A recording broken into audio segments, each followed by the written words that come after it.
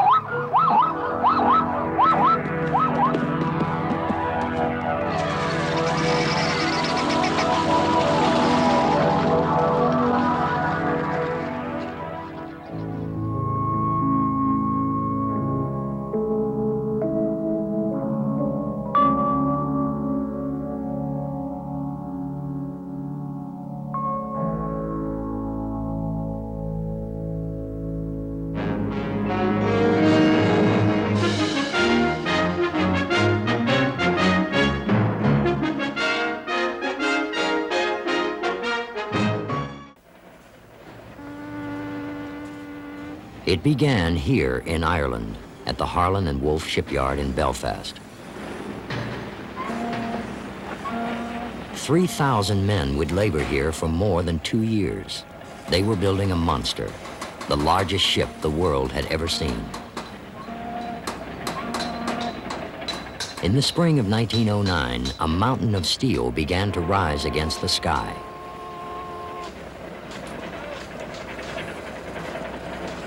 The ship would weigh 66,000 tons. Her hull would span 4 city blocks. Each of her colossal steam engines was the size of a 3-story house.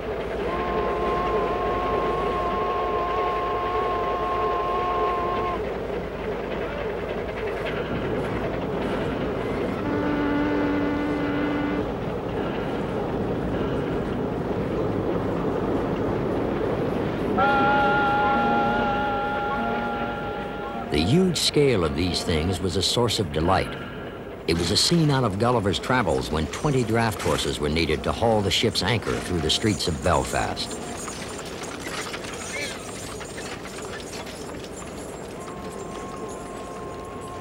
Some few observers found this giant threatening and wrote of her nightmare scale.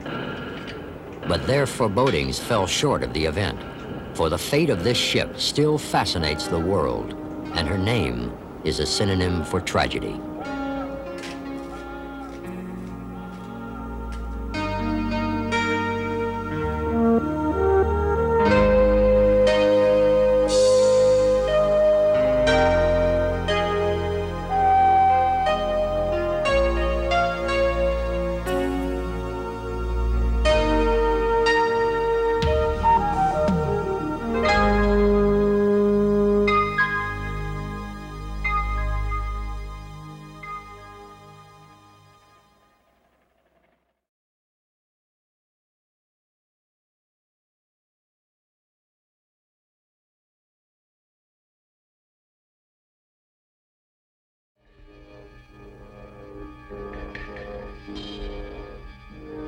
With the coming of each new dawn, shadows of an ancient past echo across Australia, land of eternal mystery.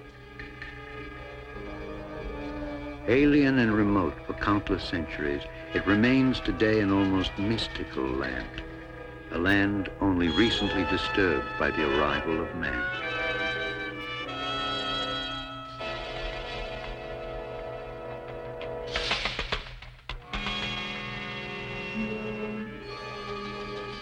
Long before the time of man, there appeared here creatures among the most bizarre on earth.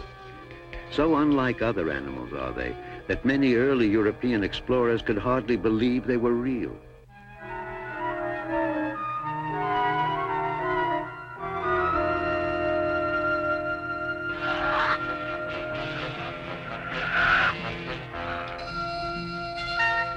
Even today, 3 centuries later, many of the questions the animals pose to science remain unanswered.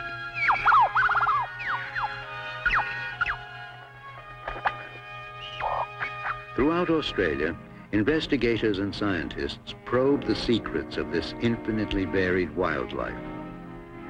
Animals once dubbed living fossils have been properly identified and categorized, their evolutionary relationships better understood.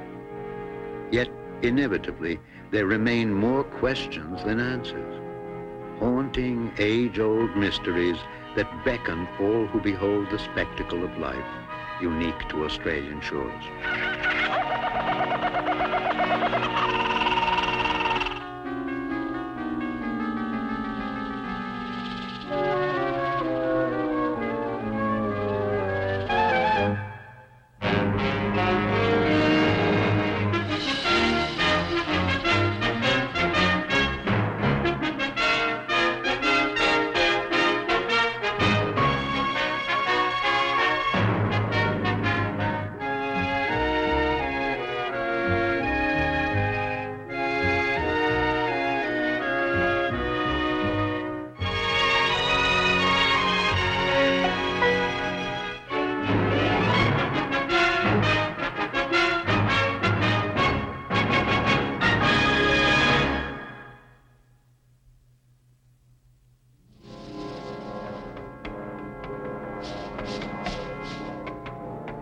Washed by the South Pacific on the east and the Indian Ocean on the west, Australia stretches for almost 3 million square miles.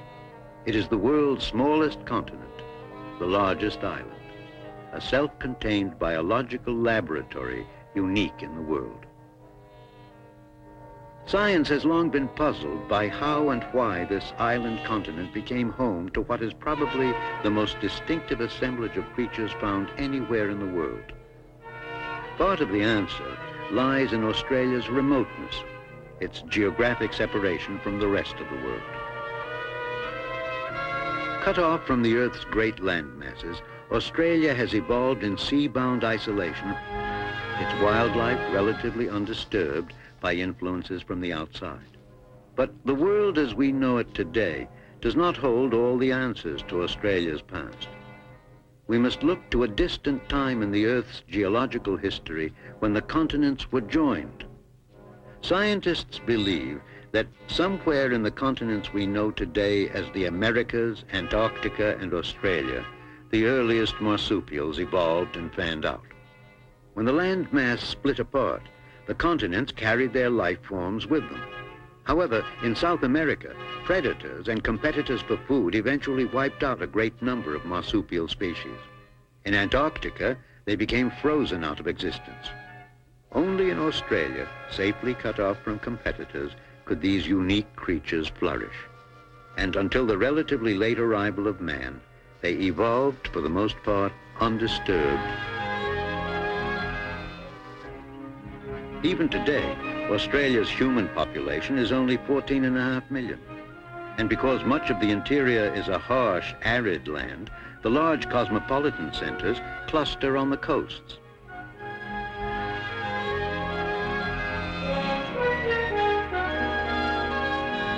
A common myth about Down Under is that one can see kangaroos hopping down the streets of Sydney.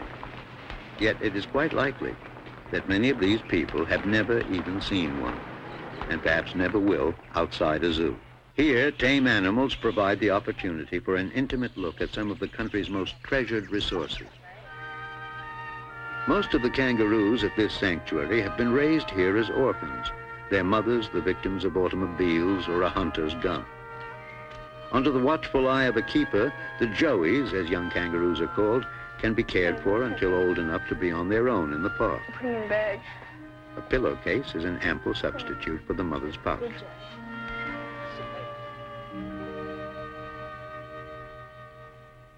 Perhaps number one on any popularity poll is Australia's pride and joy, the cuddlesome koala. Better. Looking happy now, laughing. That's the idea. Look at me. That's the boy. That's beautiful. Very good. Life for the wild koala revolves in and around forests of eucalyptus trees throughout eastern Australia. On the ground, just to move from tree to tree, the koala spends almost all its time high in the branches. It has developed highly specialized adaptations for its arboreal life. Long arms, well-padded paws, and opposable thumbs with a vice-like grip. Not only home and shelter, eucalyptus trees provide the koala with its primary food. It eats about 2 pounds of leaves a day. Despite superficial resemblance, the so-called koala bear is not a bear at all, but a true marsupial, a pouched animal, like the kangaroo.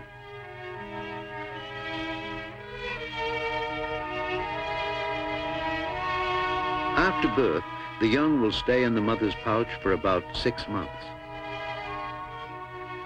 When strong enough to leave the pouch, it will do so only intermittently, and for the next few months will travel everywhere with its mother, clinging either to her back or chest.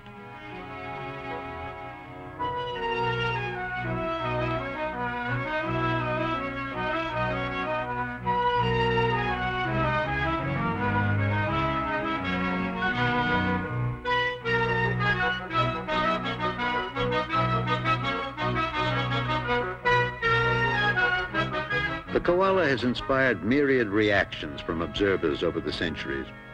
One author has written, "The koala's expression always reminds me of a Byzantine Madonna or some dowager duchess, rather bored, well-fed, and well-bred." But many Aborigines saw something quite different. To them, the koala represented the reincarnation of the spirits of lost children.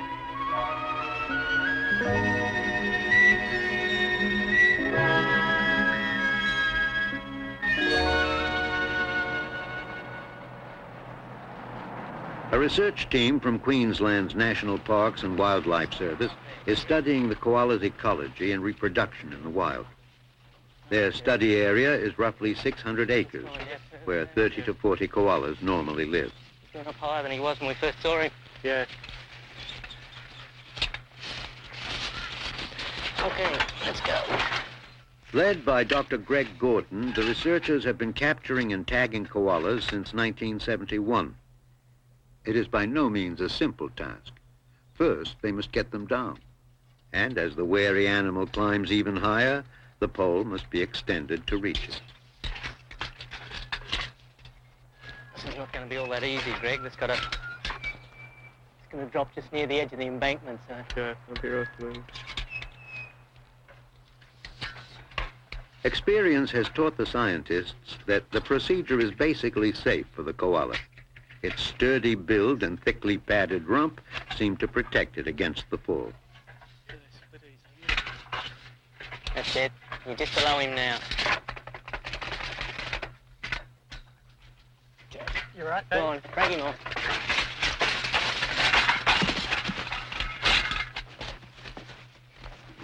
Right? It doesn't hurt them at all, particularly when they come down on a branch like that. It's a rude awakening, wasn't it? Though easygoing by nature, a koala may become aggressive under stress. The bag is a precaution against his powerful claws and tenacious bite. Sought for its fur in the early decades of this century, the slow-moving koala was hunted to the very brink of extinction. Today, thanks to government protection, koalas are once again secure. Recently, however, in this area of Queensland, there has been a puzzling decline in the birth rate. By tagging the animals and studying them over a period of years, the scientists hope to pinpoint the cause.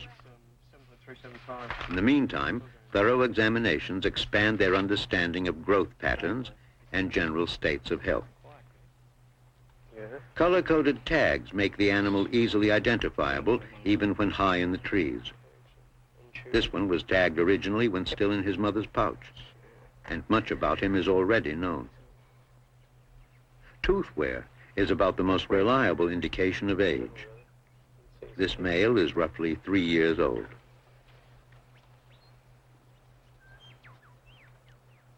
Yeah, I want to do his chest cleaned. On their chests, all male koalas have a scent gland which exudes a distinctive odor. By rubbing the gland on tree trunks and branches, they announce their presence to others in the area. Okay, we'll go in out of the sun, I think. That sounds like a good idea.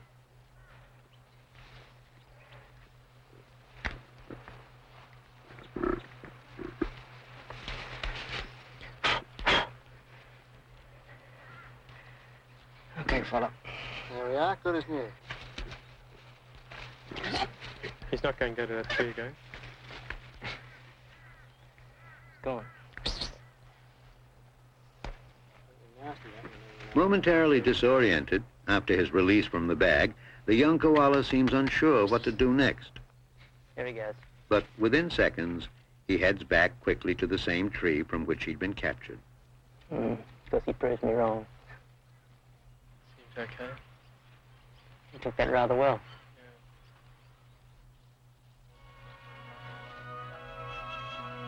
Sensing only that he is safely back where he wants to be, the koala cannot possibly realize how today's encounter with strangers may well help determine the future of his kind.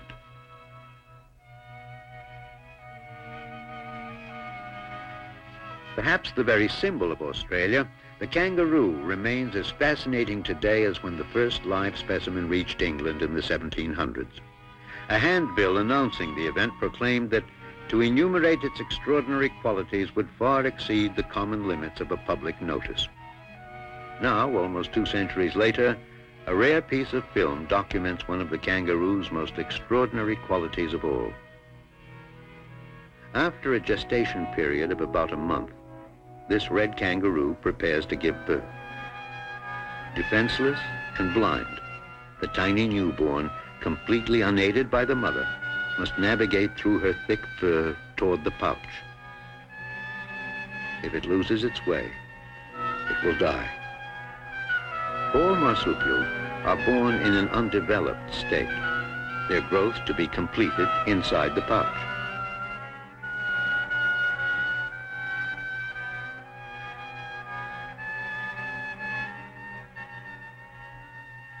Once inside the pouch, guided only by its sense of smell, the newborn finds one of the mother's nipples. Here it will remain attached, suckling for more than 6 months.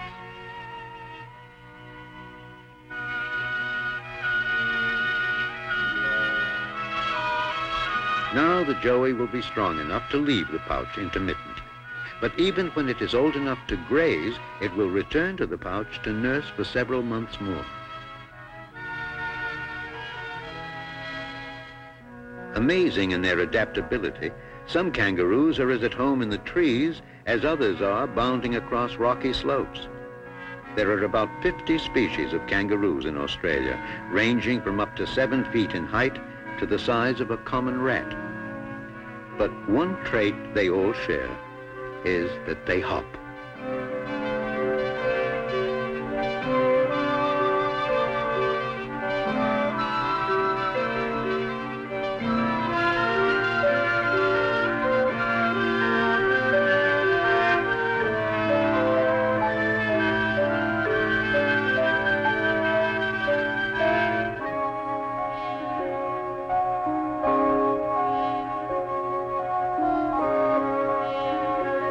Though it may weigh as much as 200 pounds, the kangaroo is a picture of grace when it takes to flight.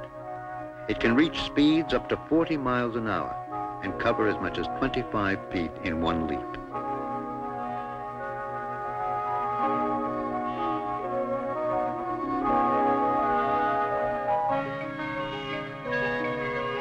Recently, scientists were amazed to discover that at certain speeds, the kangaroo actually uses less oxygen the faster it goes.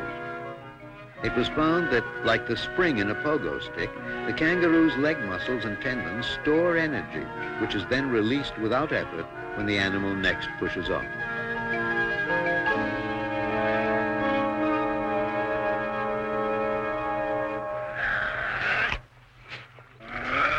Though the kangaroo is no doubt the most famous marsupial, Australia boasts as many as 150 species of pouched animals. The ferocious-looking Tasmanian devil is one of the few that eat meat exclusively.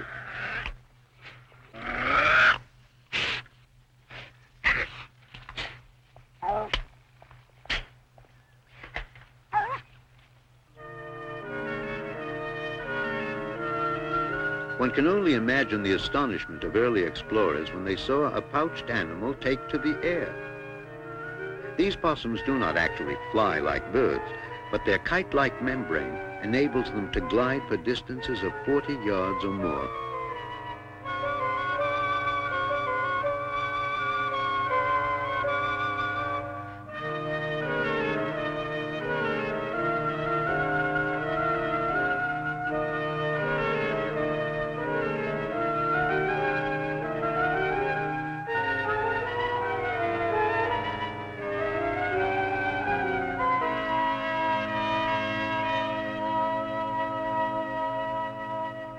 Only in small patches of Western Australia will one find the numbat, a small, gentle marsupial now extinct in other parts of the country. With sharp claws, the numbat roots out termites, its primary food. Its long, sinuous, sticky tongue can capture thousands of the insects a day.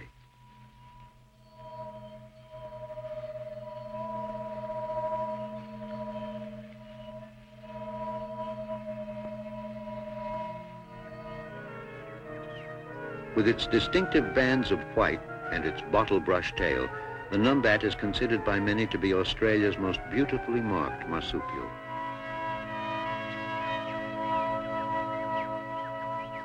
The majestic Blue Mountains lie 40 miles west of Sydney. Here, beneath the vivid blue haze which gave the mountains their name, areas of pristine wilderness abound. Nestled in the hills, an historic estate called Yengo spreads across 25 acres. For the past 12 years, it has been a private reserve dedicated to breeding endangered animals. Really heavy, I'll tell you that. The owner is businessman Peter Piggott, one of Australia's foremost conservationists. With his wife and son, he is transferring a wombat injured in a fight to a safer enclosure. Come on. Nice leg to bite. Piggott's breeding success with wombats is considered phenomenal, better than any zoo, and is attributed to his concern for creating the most natural setting possible in a captive environment.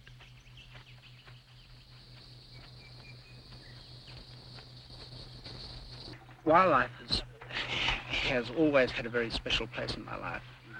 But I always haven't been a conservator. When I was quite a young child, at the age of 5, I lived in the country where my forefathers came from.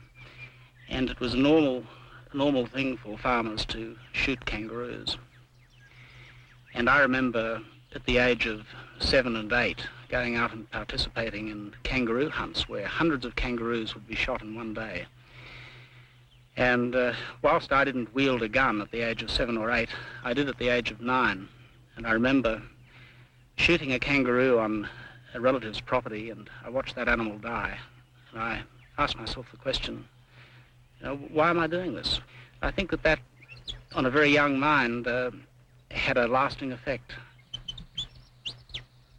I guess that my first opportunity at doing something very constructive in the field of conservation was the rediscovery of a wallaby that we thought was extinct. The Palmer wallaby, a small kangaroo only about 14 inches tall, was abundant until early settlers destroyed its habitat and introduced new predators. Though thought to be extinct, a small colony was discovered in 1965. Starting with only 18 animals, Piggott has increased the population here to more than 200 in 10 years.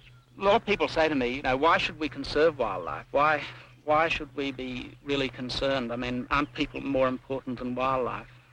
And I suppose that one of the great things that separates mankind from the animals is our sense and appreciation of the aesthetics, our love of literature, our love of art and poetry and of nature itself. I often think that if we lose this, we disregard the world that's around us and the animals that are here, we might wake up one morning and find ourselves on the endangered list.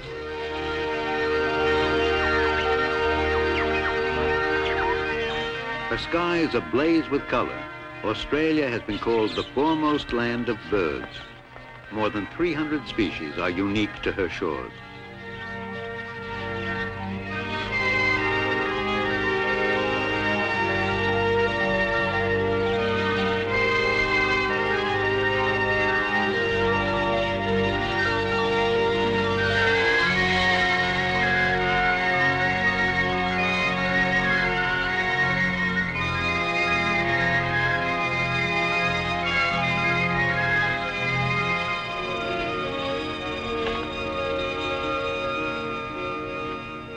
One of Australia's most distinctive birds, the mallee fowl, is a prodigious engineer.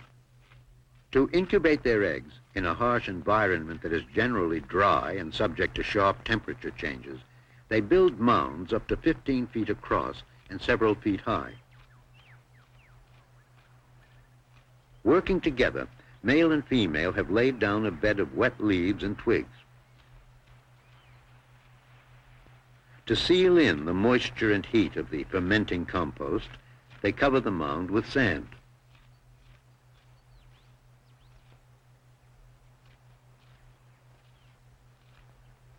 The egg chamber itself lies at the heart of the mound. Beginning in the spring and continuing for 3 to 4 months, the female will come about once a week to lay a single egg.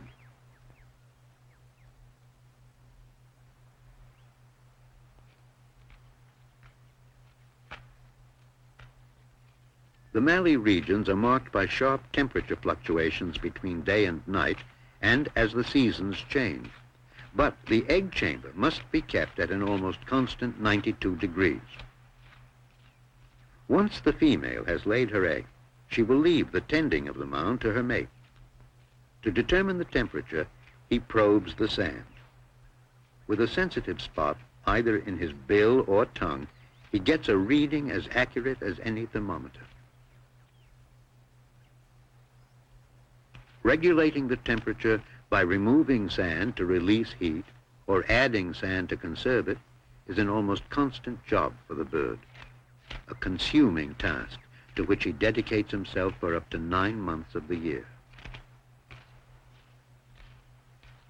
Roughly every 2 months, a chick will work its way up through the thick soil and wander off, never to see its parents again. From the depths of the forest echoes a haunting and memorable sound. The lyrebird, master of vocal mimicry.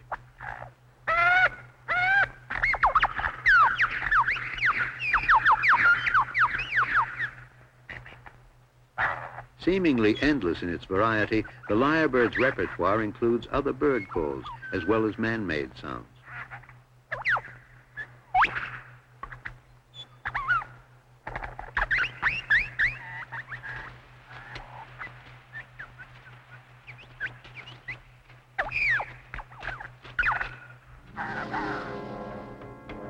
In central Australia, heavy rains have flooded the desert. But storms are few and short-lived in this harsh, arid country. As the clay pans begin to dry up, the water-holding frog demonstrates a remarkable adaptation.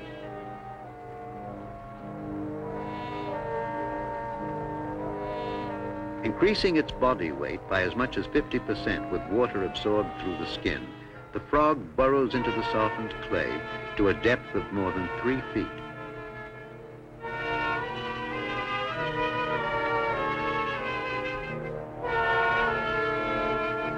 Once underground, it will enter a sleep-like state, its active life essentially over until the desert once again sees rain.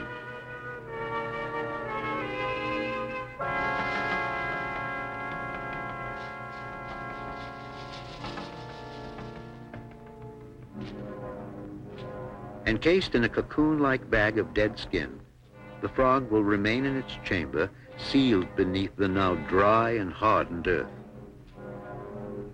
In times of drought, these amazing creatures have been known to stay buried for 2 years or more. Only when the rains finally come and the earth begins to soften can the frog begin to emerge.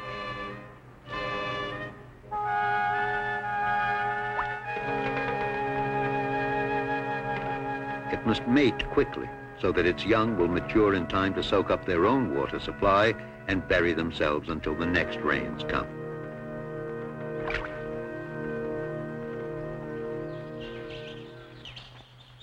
In the forests of southeastern Queensland, a major scientific discovery was made in 1972. Since that time, a bizarre animal unique in the world has been making history. The first noteworthy fact was that it existed at all. Australians had always believed that in their country there was no such thing as a frog that lived in water. Since the time of the original discovery, captured animals have been sent to the zoology department at the University of Adelaide for study by Michael Tyler, one of the country's foremost experts on frogs. Spending their daylight hours hidden under rocks, these frogs are the most light-sensitive and shy of any Tyler has ever seen. The only way he has been able to observe them successfully is to remove them from their regular aquarium. In a specially built tank with one-way glass windows, the frogs will be unaware of Tyler's presence. Because many have died in captivity, and in recent years no more have been found in the wild, these two remain to unlock the mysteries of some of the most unusual animal behavior ever recorded. Though action like this free-falling is bizarre and unexplained, it is the animal's reproduction that has most electrified the world. What is so unusual about the gastric brooding frog is the fact that it carries its young in its stomach.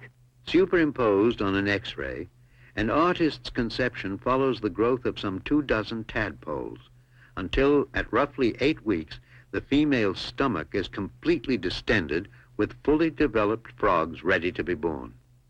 The mother opens her mouth and then she dilates her esophagus, and the babies pop up from the stomach, 1 or 2 at a time, and sit upon her tongue.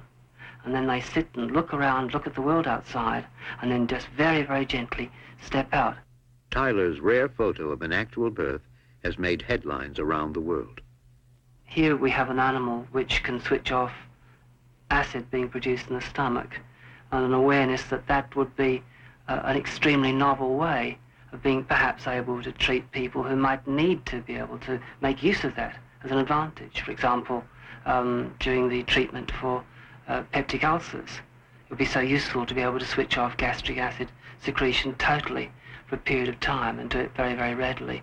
I say there's a long, long way between what we've done so far and such a thing as a possibility. But I mean, a matter of a few years ago, no one would have dreamed that the existence of this frog with this habit could possibly occur. And so with that in mind, I don't think it's impossible or too far-fetched to maintain hopes that it may have a clinical application.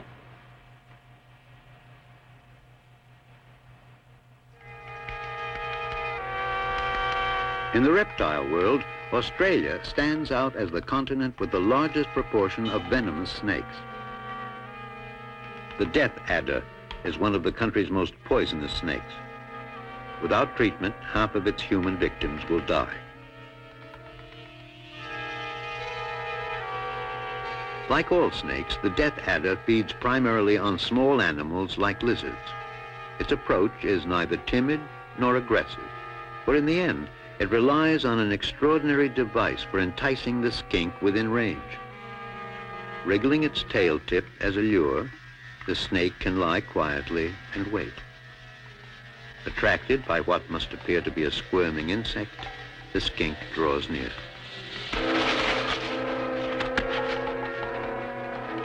The venom, 5 times more powerful than that of its cousin, the king cobra, paralyzes the muscles that control breathing, and the victim dies of asphyxiation. The Australian Reptile Park was founded by Eric Worrell, who has worked with snakes for more than 50 years. People overseas always think of Australian animals as being koalas or kangaroos. They don't think very much about our snakes, our other reptiles, and we have the deadliest reptiles in the world. Robin Worrell is an experienced snake handler. The primary goal of her work lies in the realm of science and medicine. What I'm milking here is the mainland tiger snake. It's probably about 7 or 8 different types of tiger snakes in Australia. It's the 3rd deadliest that we have in Australia. What I'm actually doing now is just enticing the snake to bite over the rubber. The fangs are penetrating through that rubber and the venom accumulates in the bottom of the beaker. Generally, we keep it... Over the years, the venoms collected at the park have proved invaluable to laboratories developing snake bite cures. The work we do here is vital in that it has been estimated that we save 1 life a day from snake bite.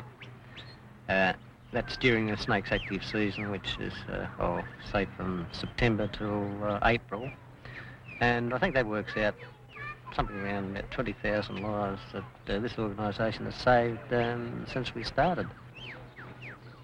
Thanks largely to the Worrell's work, there are now antivenoms for all Australia's poisonous snakes. In addition to snakes, Australia's reptiles include some 400 species of lizards. Lacking venom as protection against predators, they depend on an impressive array of defenses and bluff. Looking like some creature from the dinosaur age, the thorny devil belongs to the group aptly called dragon lizards. Actually a squat, slow-moving, ant-eating lizard, the devil is found throughout the arid regions of central and western Australia and has adapted to some of the continent's harshest conditions. But perhaps its most notable adaptation is its coat of spines, a barricade of daggers warning all that might come near.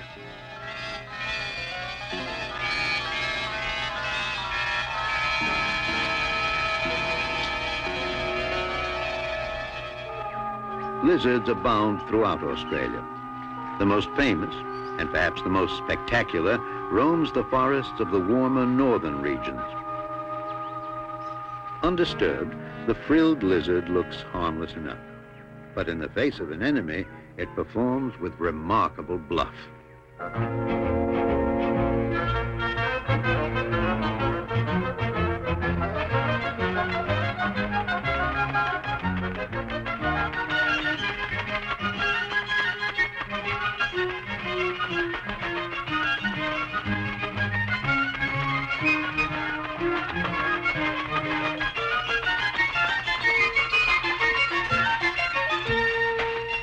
If all else fails, it need only make a hasty retreat.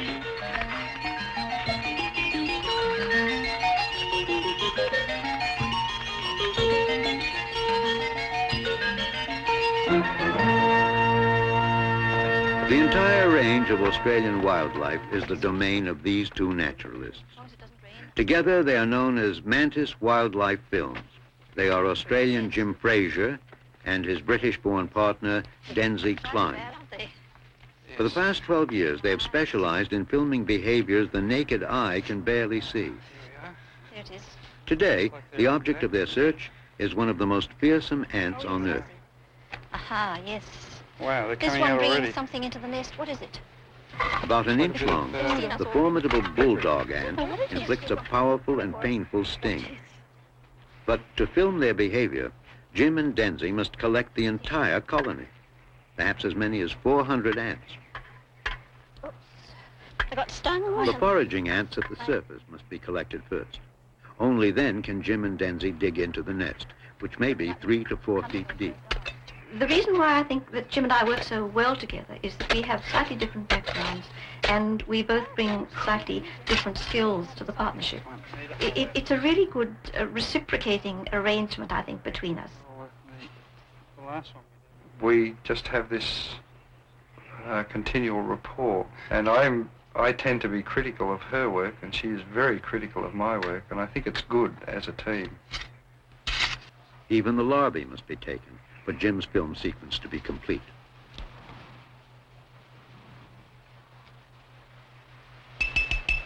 Oh, you bloody shit.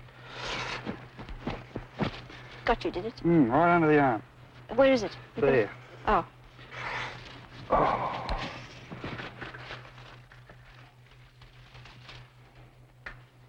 There we are. At Denzi's home, the headquarters of Mantis Films, Jim has built a plaster model based on his knowledge of the nest in the wild. There's quite a lot of them on the glass there. Yes, right. Well, what I'll do is... coming out everywhere. The slippery white coating at the top will prevent the ants from escaping. It's amazing what a lot of noise they make, isn't it? Running around. Wow. You can actually see the sting coming out and trying to sting the glass. Going in between the sections of glass. Look at this one here. Look at the sting. They're not happy, are they? Well, if I had my home uprooted like that, I wouldn't be very happy either. Jim, I think, although they're in a bit of a panic now, you know, as soon as the Queen's settled in one of the chambers, they'll be all right. Yes. They're starting to slow down now. They're not quite as frantic as they were. No, they're not. Well, some of them have found the larvae and pupae down below. It will be 3 or 4 days before the ants settle down sufficiently for Jim to begin filming.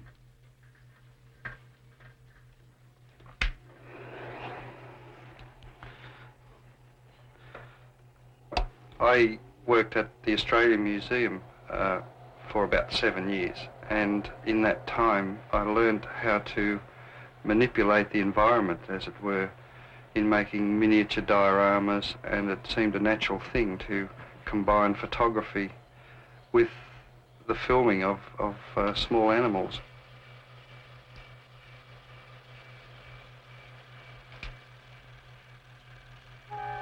Colony life centers around the queen, whose primary function is to lay eggs. She may produce as few as 1 a day, or as many as 1 every 2 hours.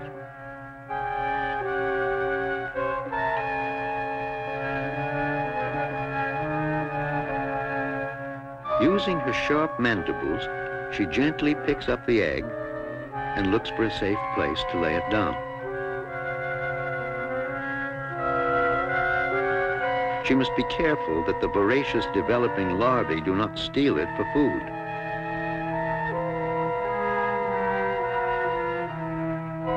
But indeed this time, it is a larva that wins out.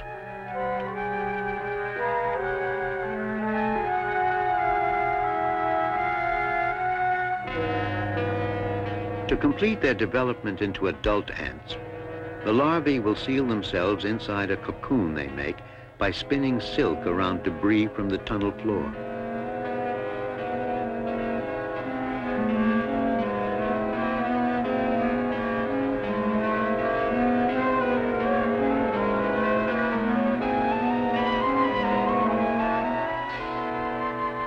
Having adjusted to their man-made environment, the ants go about their routine. An intruder into their silent miniature world, Jim Fraser feels privileged to have witnessed little-known behavior of one of the most primitive ants on Earth.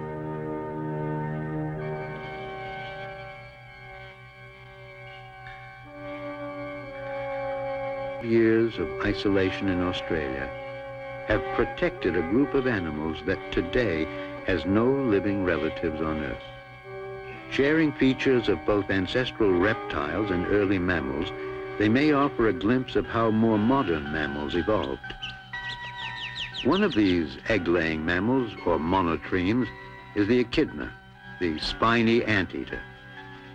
This small, unaggressive creature has only a tiny mouth at the end of its stick-like snout and no teeth. In the daily search for ants, it relies solely on a long, sticky tongue as its means of getting food.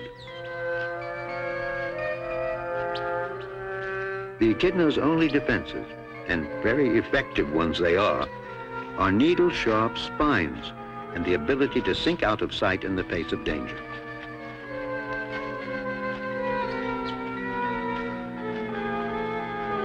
Digging rapidly into the hard earth, the powerful echidna can disappear within minutes.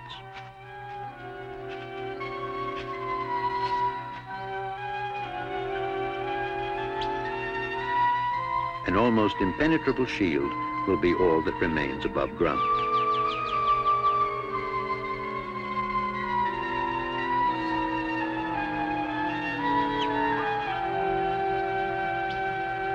The female echidna carries a single leathery egg in a pouch that forms on her belly at the beginning of the breeding season.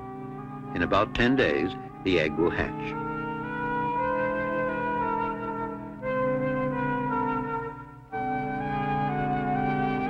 Tiny baby nurses in the pouch for up to 2 months. By definition, a mammal is a warm-blooded, haired animal that suckles its young. The echidna qualifies in all respects. But it retains the distinctly reptilian characteristic of laying eggs.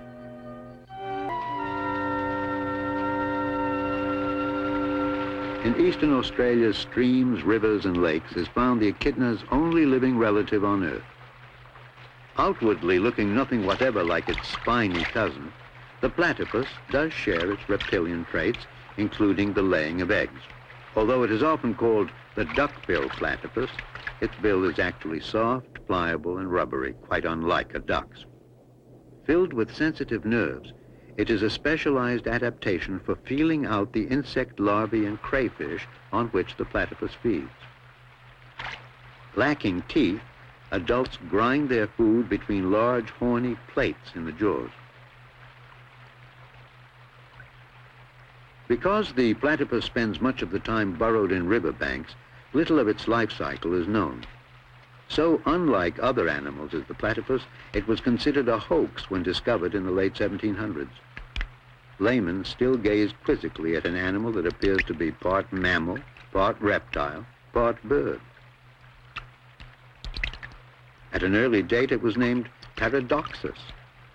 So much of a paradox is the platypus that almost 2 centuries later, it remains a creature shrouded in mystery. One reason so little is known about the platypus is the extreme difficulty of keeping it in captivity.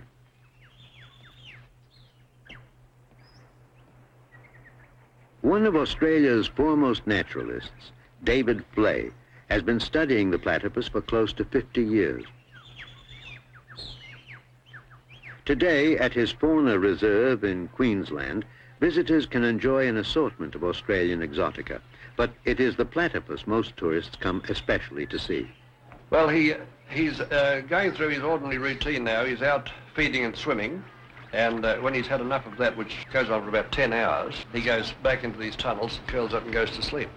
It was almost 40 years ago that Flay gained worldwide fame as the first person to breed a platypus in captivity.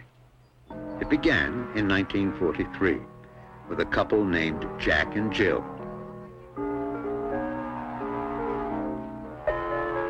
Taken from the wild, they adjusted well to captivity and became unusually tame.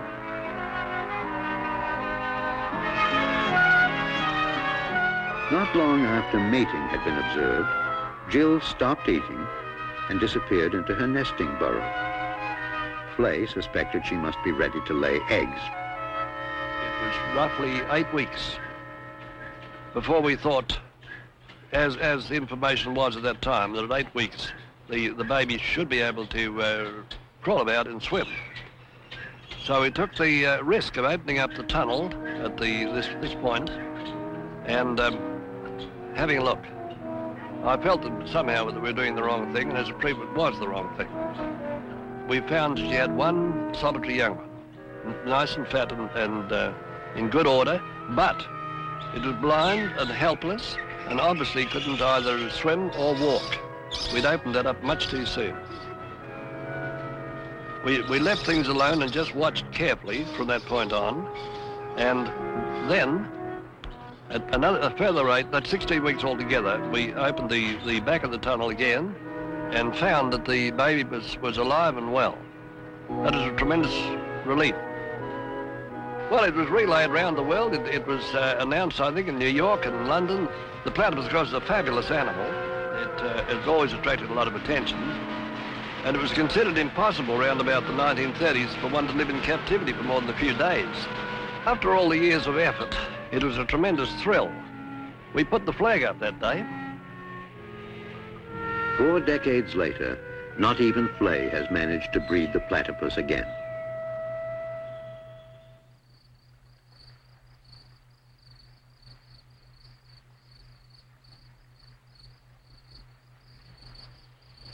With his assistance from the University of Queensland, Dr. Frank Carrick works after dusk and at dawn when the platypus is most active. He has been studying the animal's ecology since 19...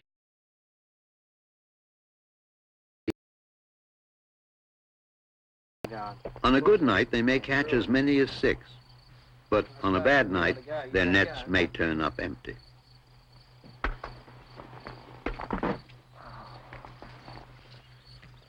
Okay, at least with the water being high like this, there not are many no water snags to An unweighted fishing net has been laid parallel to the river. make life more The difficult for us. scientists check the net at regular intervals, guided by a light from shore. Although the net is designed so the animal can surface and breathe, there is always the danger of entanglement. Gary, I think there might be an animal up the net a bit further from us there. Would you like to just put the spot on it? Excellent. Yeah, he's gone under a bit. We'll go up and get him out.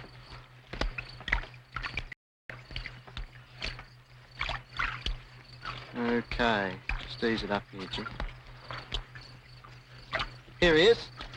You little beauty. Yeah, get him out. Into the boat you go. It's a male too. Look at his spurs. Because the male platypus has venomous spurs on his hind legs, he must be handled with extreme care. Come on. Although it's not certain, scientists speculate the spurs are used against other males. You got the box the way? Put him in. In you go, Chief. Ah, bless you. No, in you go. That's the way. Right.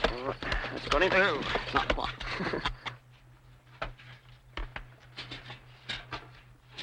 Yeah, check him. Let's have a look at him. Good boy. Once the animal is lightly sedated, Dr. Carrick can safely begin his examination. Significant information on its ecology has been gathered only within the last decade. And so, even the most basic data on weights and measurements are invaluable. More than that, isn't it? 2100. I think really the platypus is one of the most crucial animals of all the Australian animals that we need to know much more about, both for the interests of seeing how patterns in the modern mammals evolved, and also, of course, in helping us in a rational way to ensure the platypus does continue on into the future as it has done for many years. It always happens, doesn't it? It's starting to rain. Thanks, Jim. Righto, mate, you'll never notice it. Levels of hormones in the blood help the scientists determine when and how often the male platypus is active. In any wildlife study, many of the important findings come from animals that have been captured before and then followed over time. Because platypuses, for the most part, remain in a relatively small home range, Carrick hopes to entrap this animal again. A metal band identifying him as number 89. Bit of jewelry. Now marked and identified by his captors, number 89 is ready to be set free, to return to his burrows, his secret ways. We're going to go down with him? No. No, I'll put him in. Right. No sense everyone getting wet. With the surge of scientific research in Australia over the past 2 decades, a fascinating tableau of life has unfolded. Unlike bewildered early explorers who saw only a topsy-turvy world of improbable-looking animals, scientists of today understand how isolation and geography helped shape the evolution of Australia's wildlife. But the puzzle is far from complete. And so it remains. Haunting questions of an ancient past echo still across this remote, exotic land. Perhaps someday, one small animal with its tiny metal band may help unlock some of the long-hidden secrets of Australia, a land that time forgot.